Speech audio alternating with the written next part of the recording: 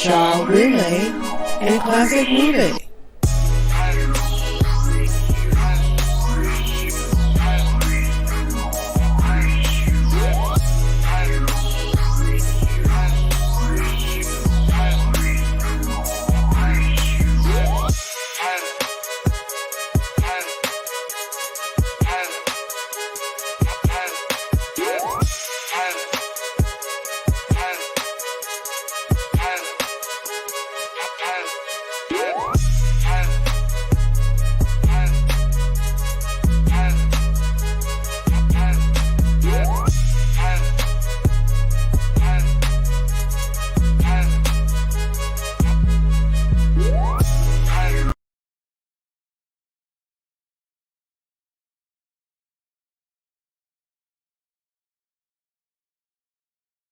And for the record, Kevin Samuels was teaching men to pay for everything. And in the same breath, he was saying the average man makes $30,000 to $50,000 a year. He was encouraging men to make six figures, correct? You upset because women are requiring what Kevin Samuels told you you need to be doing, and then you come in my comment section and throw Kevin Samuels in my face like he's still alive? That man is gone. Y'all got to stop using that man as a crutch.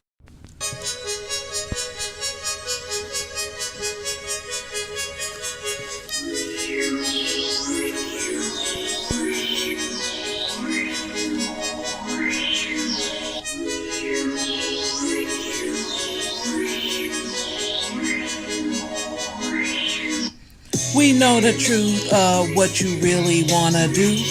All this live stream talking, not telling truth. Quoting stats like those numbers make it a fact. Those women never would've picked you even where you're at. Winter's here and it's here for you indefinitely. You turn your back on your own damn community.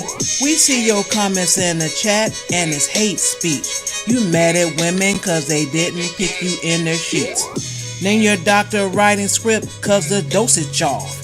Flipping the script, women winning, talking about they laws. Been 4 years you've been in these YouTube streets. Congratulations, you just earned your bachelor's degree. You wanna clap them cheeks, you wanna clap them cheeks. You wanna clap them cheeks, you wanna clap them cheeks. You wanna clap them cheeks, you wanna clap them cheeks. You wanna clap them cheeks, you wanna clap them cheeks. Those red pills never done nothing for you. I hear Red Bull is on sale, won't you pick up too? Speaking of which, your godfather is dead and gone. No more new quotes for you to carry on. Flip the channel, keep on searching and don't be sad. Never cry about something that you never had. It's been 4 years you've been hanging in these YouTube streets. Congratulations, you just earned your bachelor's degree. You wanna clap them cheeks, you wanna clap them cheeks. You wanna clap them cheeks, you wanna clap them cheeks. You wanna clap them cheeks, you wanna clap them cheeks. You wanna clap them cheeks, you wanna clap them cheeks. You wanna clap them cheeks, you wanna clap them cheeks. You wanna clap them cheeks, you wanna clap them cheeks. You wanna clap them cheeks, you wanna clap them cheeks.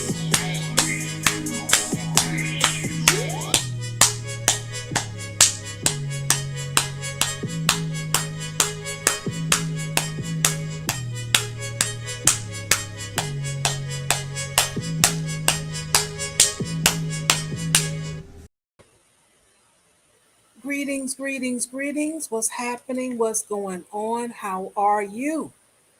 Hope you are enjoying the weekend. It's in full effect. Saturday evening.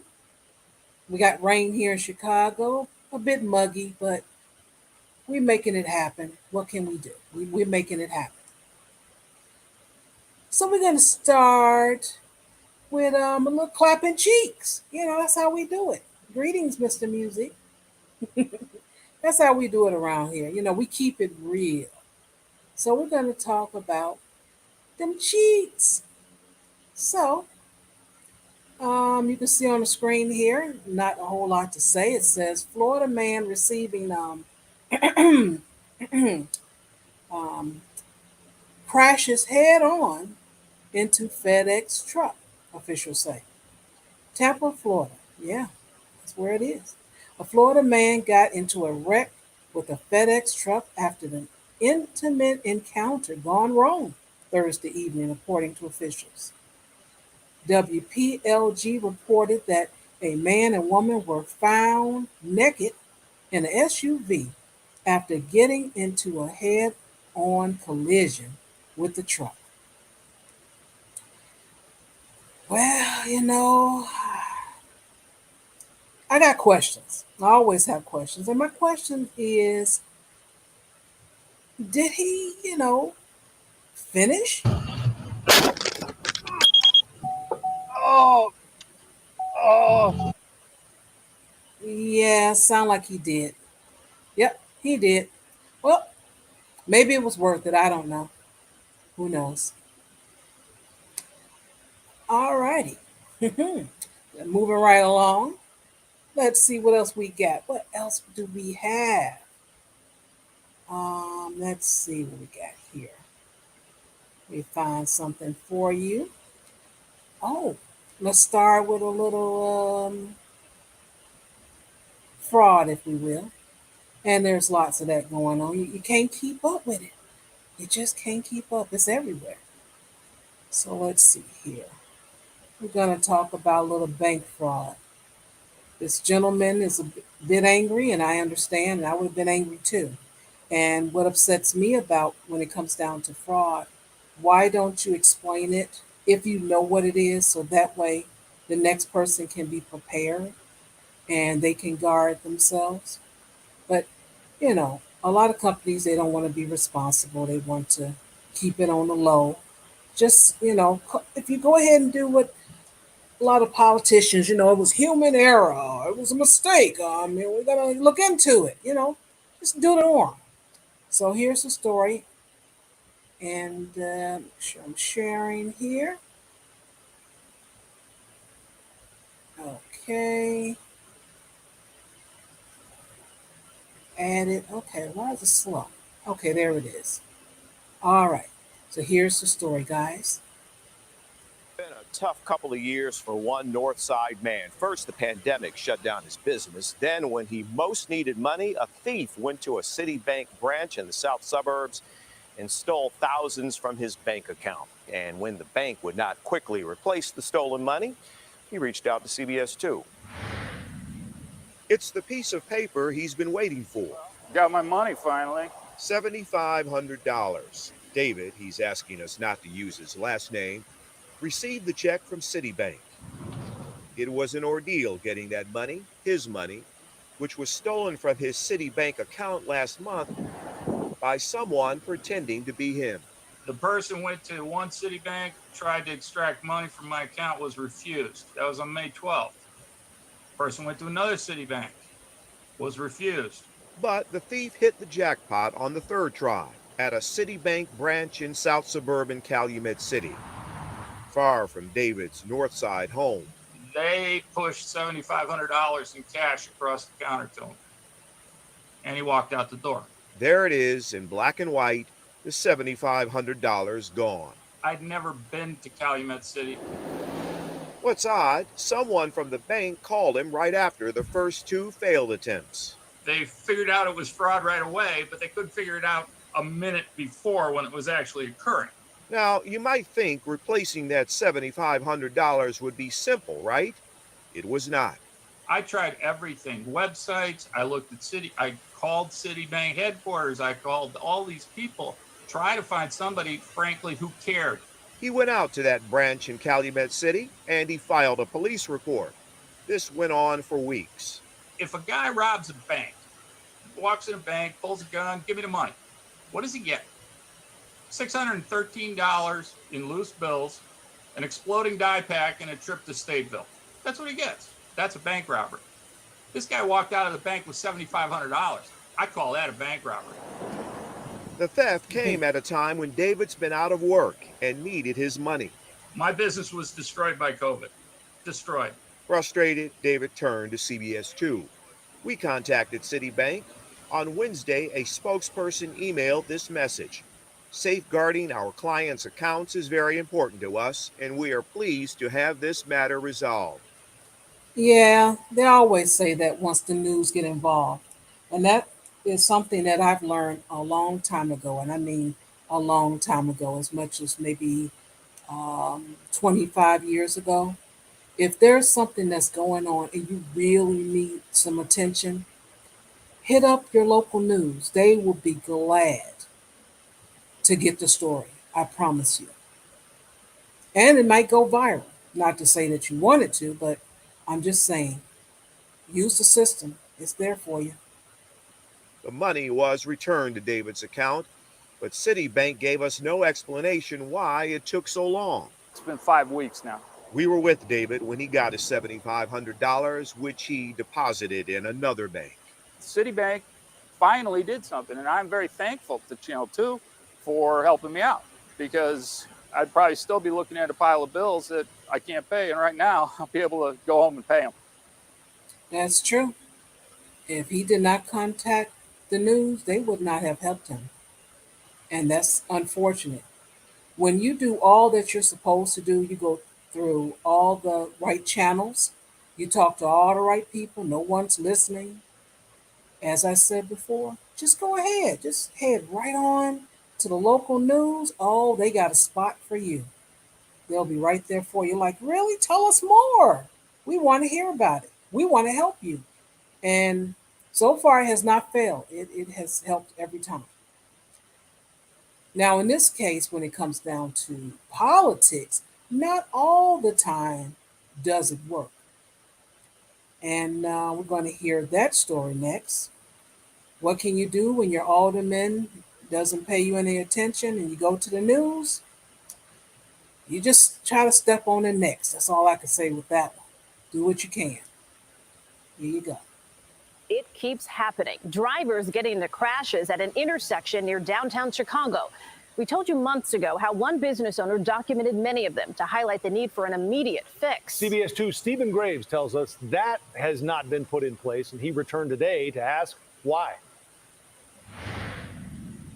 The city has promised a traffic light here at Halstead and Hubbard in the West Loop, and after pushing for some answers, we now know when that could come. But in the meantime, there is fear. Our worst fear is seeing somebody pass away. A Chicago fire vehicle with its front bumper broken, a pregnant woman holding her head near a wrecked vehicle, and on camera, a cement truck hitting an SUV. In the last 3 days, I think it's worse. Zach Udick says a total of 4 wrecks took place outside of his clothing store, Boulevardier. The accident count just piling up over the 2 years he's been here. Saying things help. Businesses, citizens, individuals, saying things helps. He did just that back in February with CBS 2, trying to get a fix at the intersection known for its heavy traffic from downtown and blind spots. A traffic light is preferred, but the city's Department of Transportation now says the process could take 2 years for design and planning. Now, as far as with 2 years for planning, I don't know if that's normal, but what I do know, just so happened in about 2 years, the casino that is coming to Chicago near this area will be here in 2 years. Coincidence, anyone? Maybe.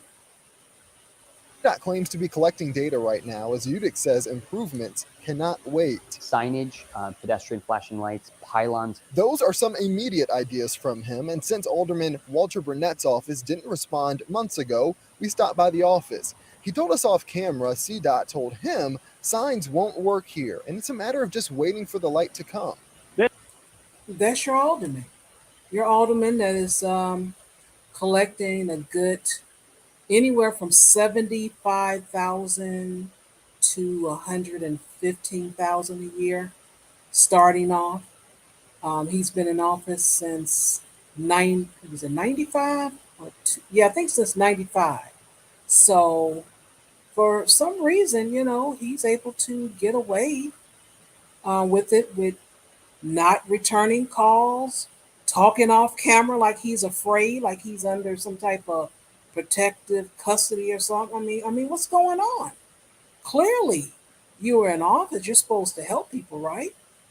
I don't know. So I had to look it up because I still don't know why we have aldermen. I really don't. I don't see what they do except for use our tax dollars, get a pension, usually some type of laundering, something. Okay. So I looked it up, and it says, as the legislative body of the city council usually meets every other month to exercise general and specific powers delegated by state statute. Okay, all right. The city council votes on all proposed loans, grants, bond issues, and land acquisitions and sales, zoning changes. Look at there. And traffic control issues. Well, well, well. Well, that is, part of his job. But avoiding phone calls, talking off camera, does that sound like, he's doing his job? I don't think so. I really don't think so. So let's listen to the rest of this fakeness that we're going to get, this excuse, lies, deflection, all those things that we hear from, a lot of politicians. Not all, but a whole lot of them. Oh, yeah. Let's check it out. This is one of the top priorities.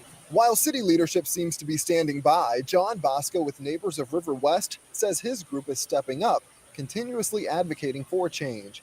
He recently spoke to a developer who wants to build near the known troubled intersection. With that, he says, comes discussions on safety improvements sooner rather than later. At least minimize the problems that are here. That's the best thing that we can do. It's one of many issues Bosco says he plans to bring up with the city in a meeting next week. We'll be sure to follow up. In the West Loops. Yeah, you can follow up, and it's nice that you follow up. And just think about it. This person has a business, and he came up with a solution. Now, he's just a regular citizen. He's paying his taxes, all of that. He keeps seeing these accidents. And he say, what about some flashing lights? A sign maybe, something, one little horse things, anything. Something, some warning.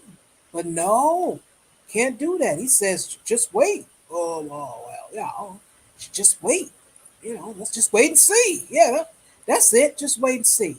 No, there's no wait and see. Do something. Do your job. But I know you're too busy. That's, yeah.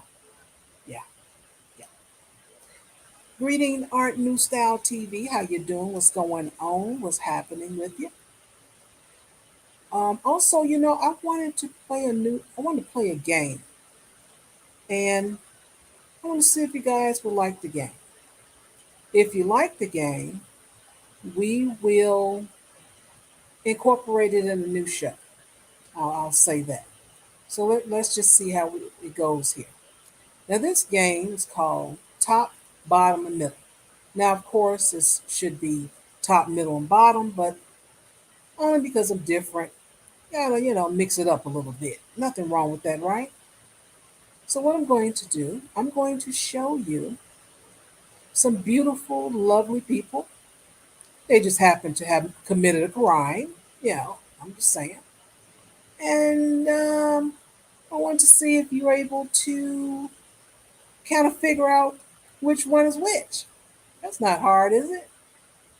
Let's see. All right.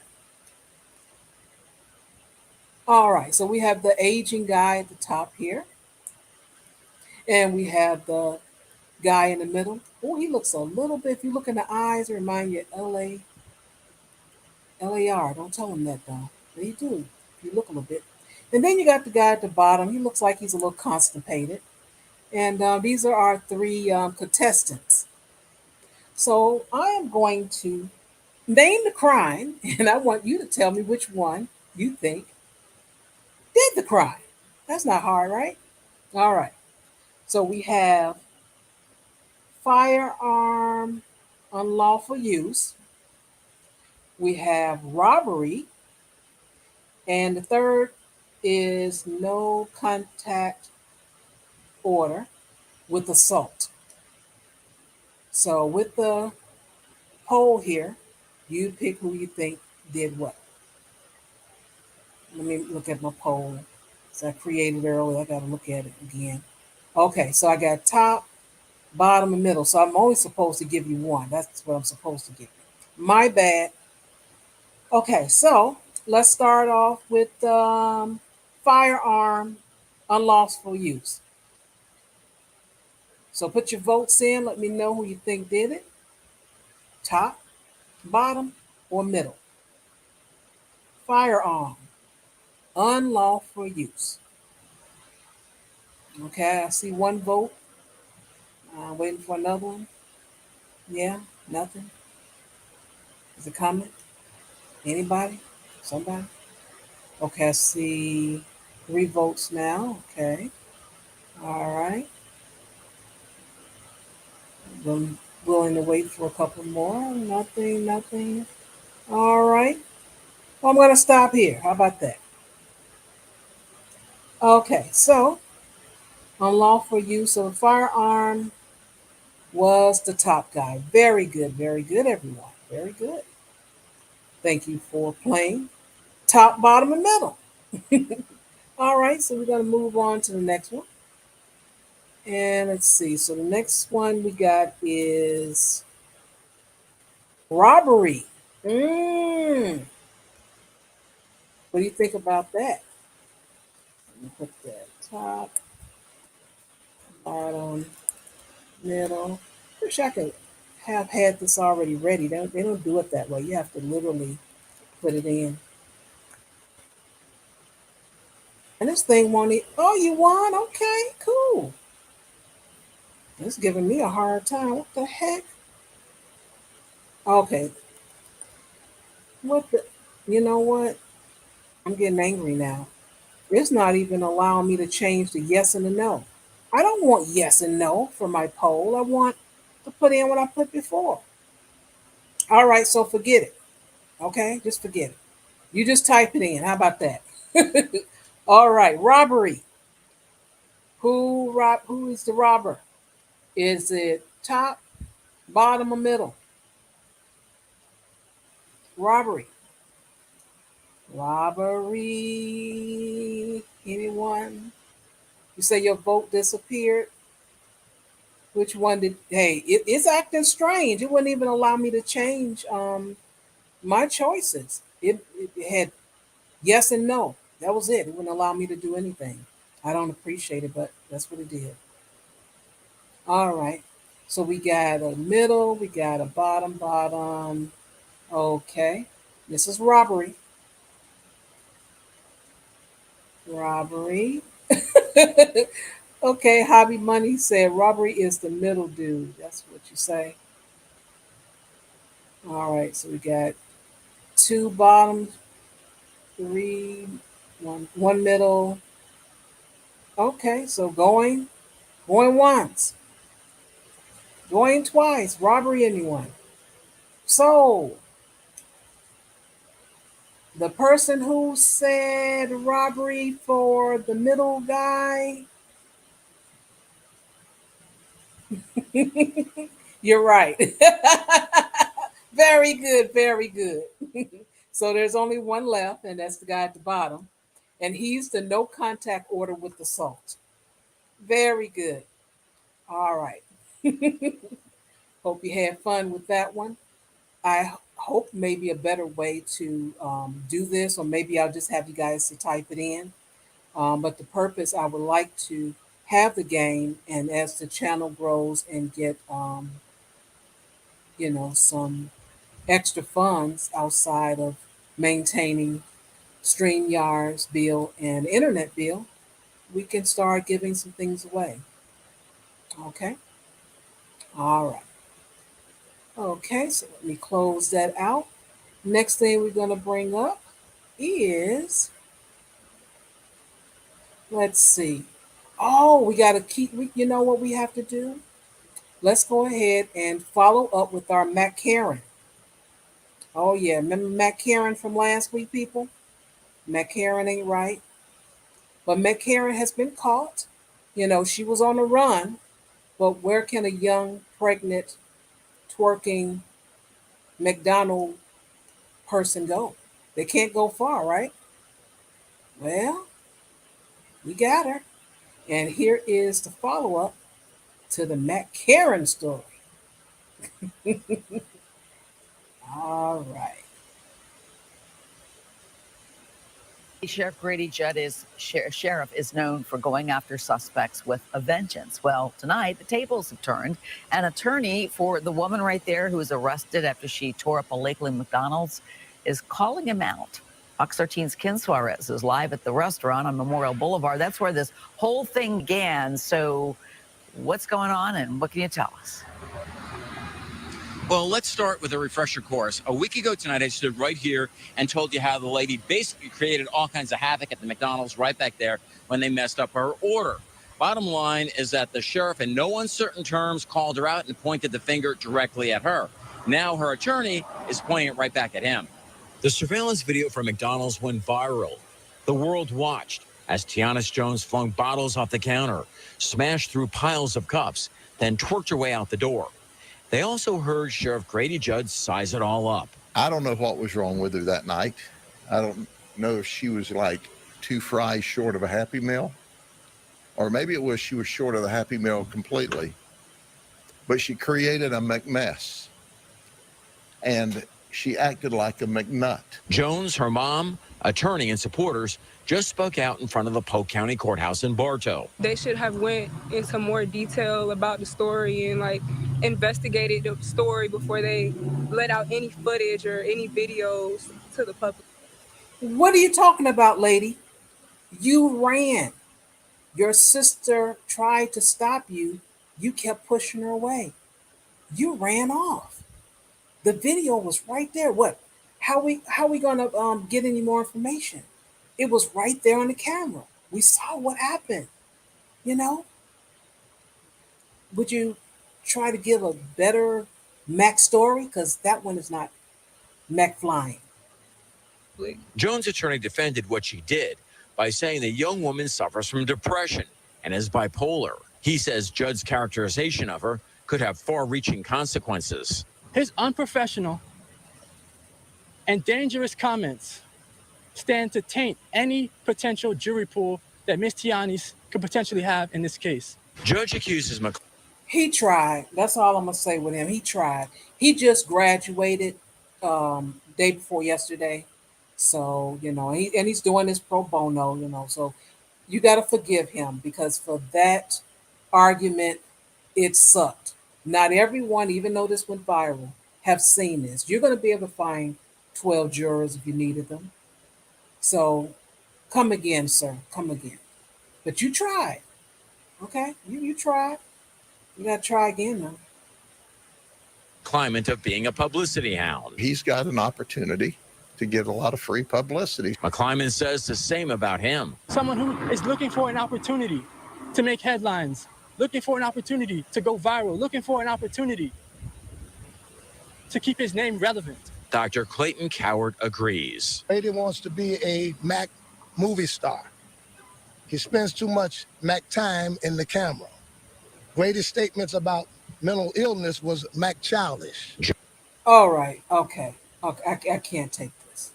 So the attorney clearly said that it wasn't a good thing to do, but he allowed the people with him to do it. They're making Mac jokes.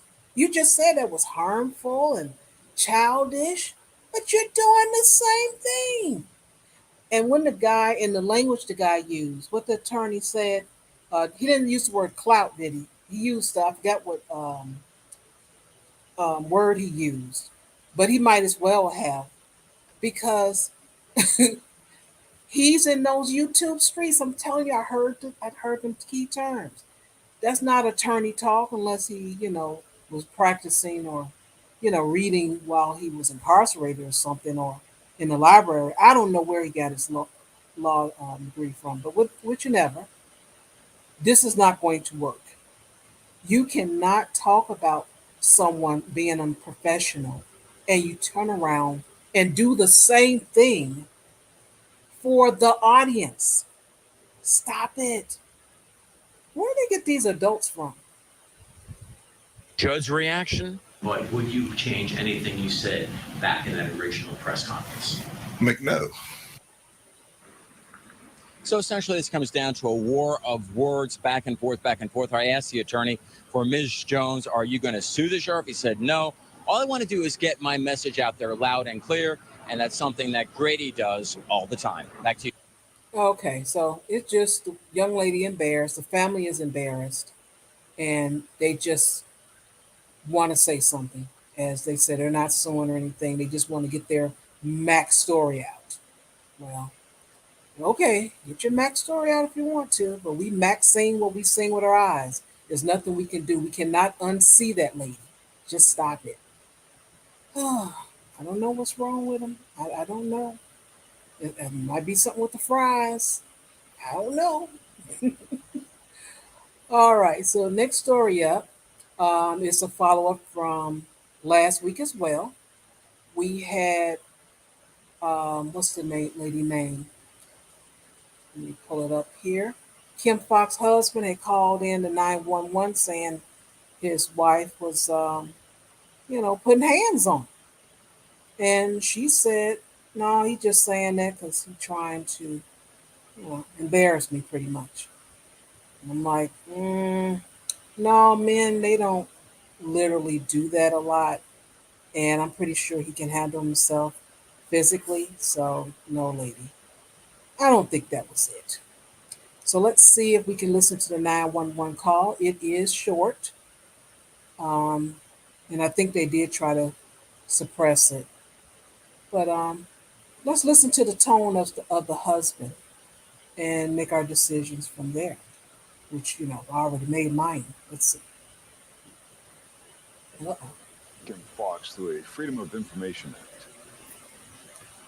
What's going on there? Domestic issue. Okay, is it you or someone else? My wife and I. Okay. Is it physical or just verbal? Physical. Is anybody injured? No, not yet. The incident happened on June 4th. Fox's husband, Kelly, can be heard on that call saying, "Don't touch me," and Fox responds by telling him to get out of the house. He accused Fox of slapping him in the face. Police on the scene say they found no evidence to support his claim. No arrests were made in the incident. All right, so that's a follow-up. And I like how the gentleman said, not yet.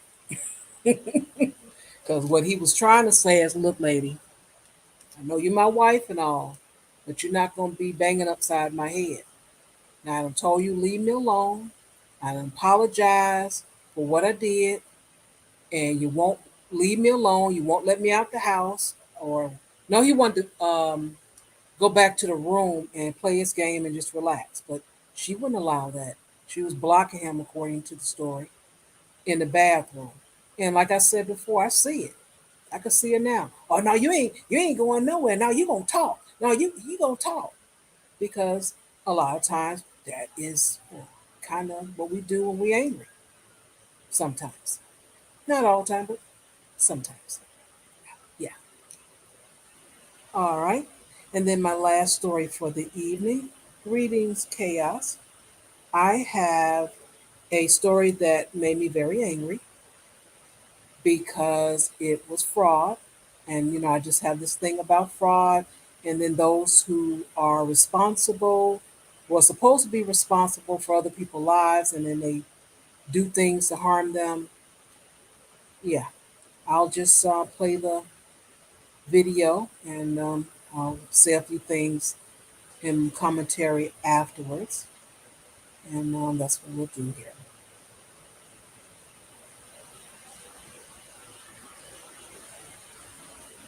the lien, how police say two people turned money meant for children into cash for themselves.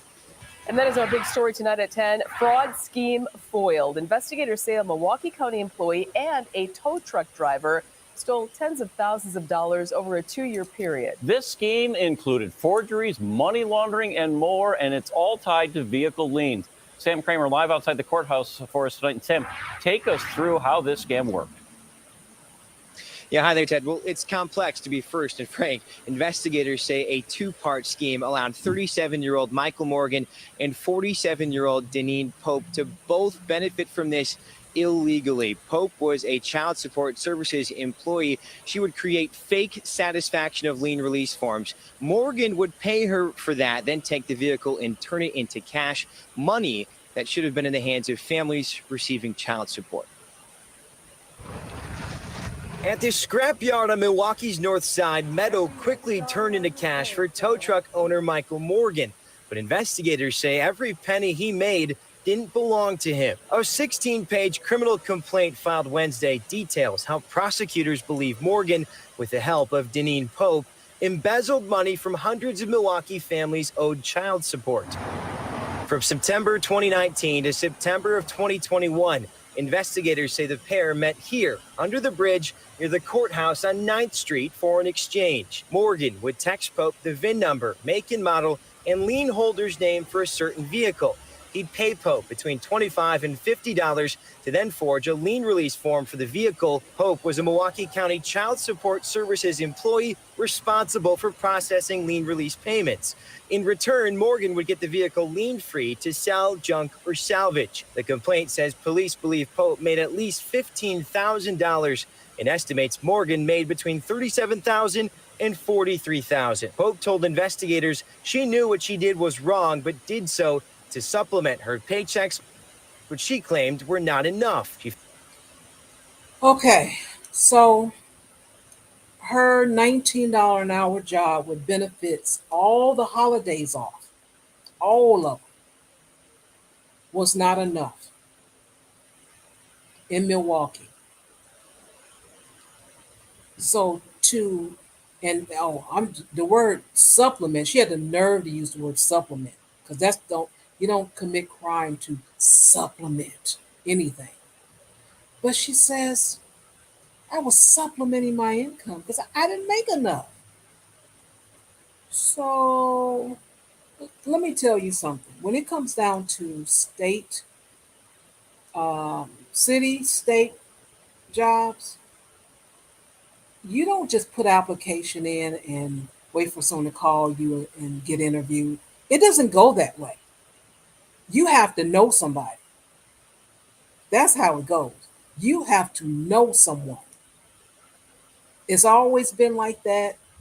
And if you know anything, you know that's true. So she had to have known somebody on the inside to help her get that job. That's number one. And you have all your benefits and you can earn a pension. You hear me? A pension. And you sacrifice that for $50 here, $25 there. You sacrifice your job. And she might not have been it's just mostly starting at 19. She could be, making more than that. But whatever it was, I bet you it wasn't enough for her to lose her job and get a felony on her record. I bet you that. Do you know how devastating it is for people that's going through child support?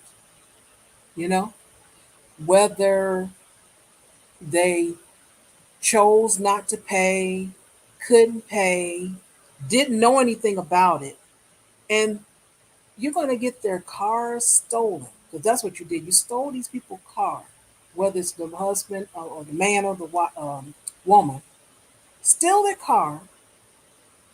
Now it's big inconvenience and just wrong altogether for them to get to work or wherever they're trying to go. Some of these people, they go see their children. It's just they're in the system.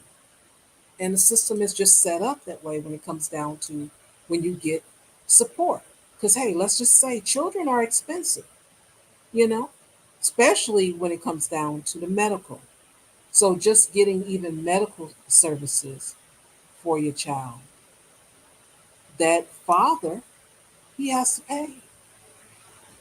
But yes, they just, they rob these people. They're already, that's why I said they're already into something. So I'm angry with both. I'm like, are you kidding me? You're supposed to be helping and you're working. It's not like you just volunteered and you stole. You actually got a paycheck. That is awful. That is awful. You need to go under the jail. Let's see if there's anything else. I'm going to replay that again. It's, you got to hear it to believe it.